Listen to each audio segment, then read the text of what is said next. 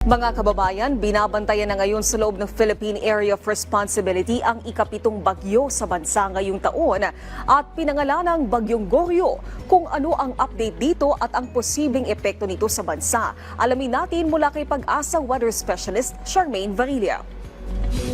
Magandang tanghali po sa inyo at sa lahat po ng ating mga tagapakinig at narito po ang ulat sa lagay ng panahon ngayong tanghali ng Lunes. Kaninang alas 10 ng umaga ay huli nating namataan ng sentro ni Severe Tropical Storm Goryo sa layong 1,170 kilometers east of extreme northern Luzon. Meron itong taglay na lakas ng hangin na maabot ng 110 kilometers per hour malapit sa sentro nito at mga pagbugso ng hangin na maabot ng 135 kilometers per hour.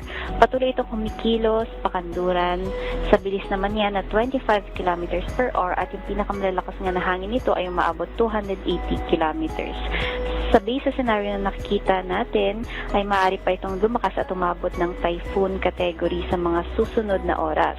Samantalang mababa naman yung tsansa ngayon na magdirektang tumama to sa kalupaan ng ating bansa, ngunit hindi pa rin inaalis yung maaari nitong maapektuhan ng mga malalakas na hangin nito ang parteng Batanes. Kaya muli, nag-iingat natin ating mga kababayan dyan sa may extreme northern Luzon.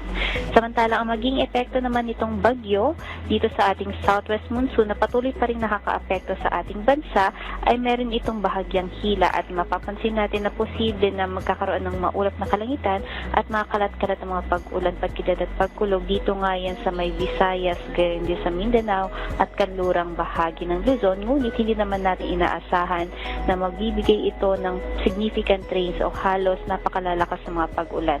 More on mga light to at times moderate or di kaya kapag may thunderstorm naman, meron tayong mga malalakas na pag-ulan ngunit pahinto-hinto or kaya naman panandalian lamang.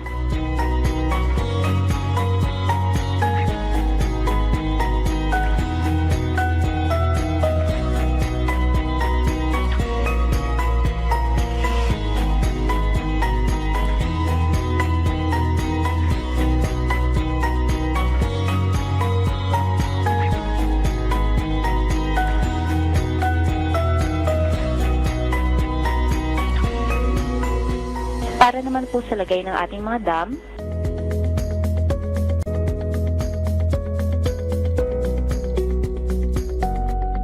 at yan po ang latest mula dito sa DOST Pag-asa Weather Forecasting Section. Charmaine Varilla, nag-uulat.